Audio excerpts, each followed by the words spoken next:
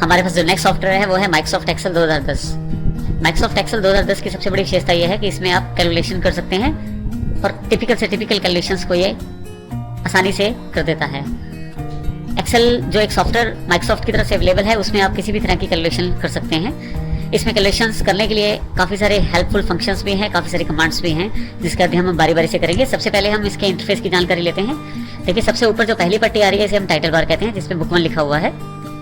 यहाँ कोने में आपके पास राइट हैंड साइड 3 बटन है ऊपर वाली तरफ। पहला बटन क्लोज करने के लिए एप्लीकेशन को, दूसरा रिस्टोर और तीसरा मिनिमाइज करने के लिए।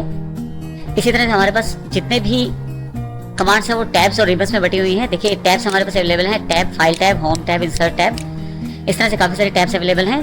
होम टैब पे जैसे हम क्लिक करते हैं तो उससे रिलेटेड रिबन नीचे की तरफ खुल जाता है। आप ध्यान से देखें तो ये जितना भी रिबन है यहाँ से लेके यहाँ तक ये सारा रिबन होम टैब के अंतर्गत है, जिसमें काफ़ी सारे ग्रुप्स ऑफ कमांड्स हैं, जैसे क्लिपबोर्ड, फॉन्ट, अलाइनमेंट, नंबर, इस तरह से काफ़ी सारे ग्रुप्स बने हुए हैं। हर ग्रुप ऑफ कमांड्स में कुछ कमांड्स अवेलेबल हैं, जैसे cut, copy, paste, format, painter.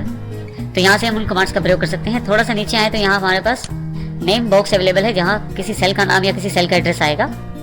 उसके पश्चात ये फार्मूला बार देखें, यहाँ पे आपके पास फार्मूला लिखने के लिए जगह है। एक्सेल की सबसे बड़ी विशेषता यह है कि इसमें जो भी जानकारी या जो डेटा रखा जाता है वो रोज और कॉलम फॉर्मेट में रखा जाता है।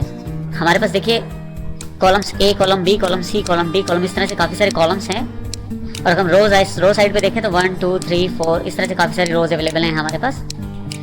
जितनी भी रोज और कॉलम्स हैं सब एक दूसरे को इंटरसेक्शन करते हैं और इनका इंटरसेक्शन एक छोटा सा बॉक्स बन जाता है, जिसको हम सेल कहते हैं। देखिए, ये जिस बॉक्स पे मैंने क्लिक किया है ये एक सेल है।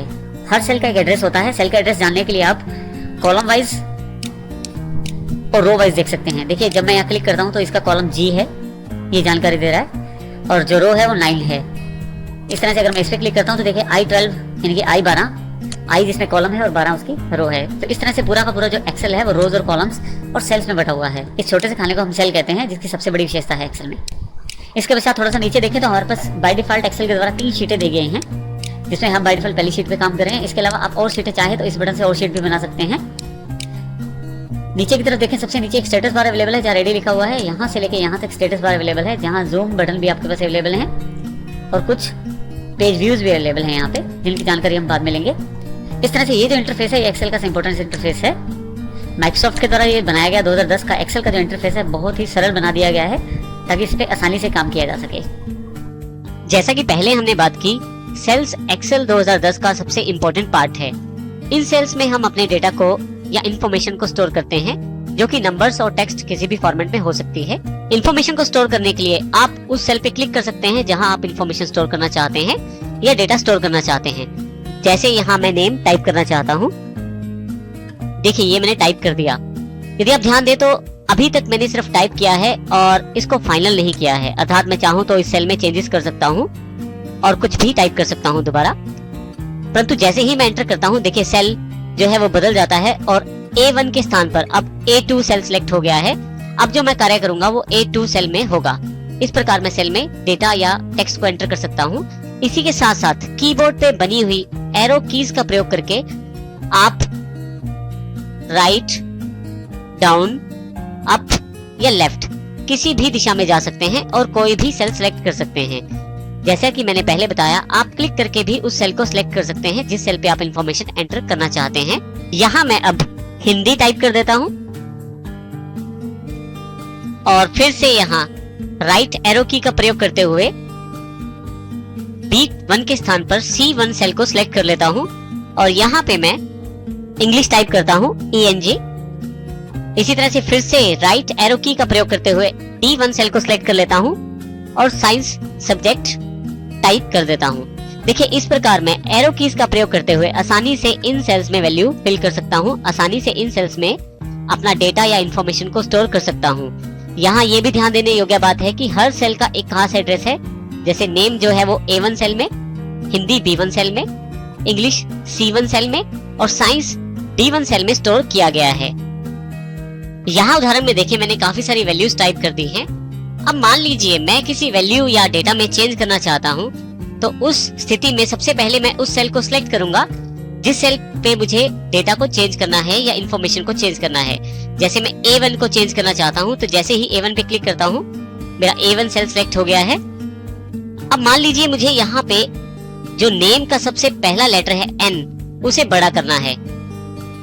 इसके लिए मैं ये जैसे ही कैपिटल लेटर लिखना शुरू करता हूँ, पिछले वाला सारा डेटा क्लियर हो जाता है, पिछले वाला सारा वैल्यूज हटा दिया जाता है एक्सेल के द्वारा। लेकिन जैसे ही देखिए अभी मैंने इसको फाइनल नहीं किया है, फाइनल करने से पहले अगर मैं एस्केप दबा दूं तो फिर से नेम वापस आ जाएगा। इसका अर्थ ये हुआ कि यदि आपके सेल में पहले से डेटा है और आप उसको बदलना चाहते हैं तो एक्सेल डिफॉल्ट रूप में पिछले वाली वैल्यूज को हटा के नई वैल्यूज फिल कर देगा। 22 की जगह मैं 55 भरना चाहता हूं तो जैसे ही मैं 55 टाइप करता हूं 22 वाली वैल्यू को हटा दिया जाता है, और यदि मैं एंटर कर देता हूं यहाँ पे तो ये वैल्यू फाइनल कर दी जाती है, और यदि एस्केप बटन का प्रयोग कर लूं तो पिछली वाली वैल्यू मेरे पास वापस आ जाती है। अभी मैं यहाँ एस्केप बटन का प्रयोग कर लेता हूँ जो आपके कीबोर्ड पे सबसे पहला बटन है। अब जैसे मेरी सबसे पहली रिक्वायरमेंट ये है कि नेम जो मेरे पास A1 सेल के अंतर्गत वैल्यू है, यहाँ नेम का फर्स्ट लेटर मैं कैपिटल करना चाहता हूँ। इसके लिए मेरे पास दो तरीके सबसे सरल उपलब्ध हैं। सबसे पहले आसान तरीका, डबल क्लिक करें माउस का। जैसे ही डबल क्लिक करते हैं आपके पास देखिए फिर से जो सेल है वो एडिट मोड में अवेलेबल हो जाता है। अब मैं यहाँ पे N के पास जाकर N को डिलीट कर देता हूँ और शिफ्ट के साथ N प्रेस करके कैपिटल N यहाँ पे एंटर कर देता हूँ। इस प्रकार कैपिटल N यहाँ में टाइप कर देता हूँ। इस प्रकार जैसे ही अब मैं एंटर करता हूँ तो मेरे पास ये नई वैल्यू स्टोर हो जाएगी।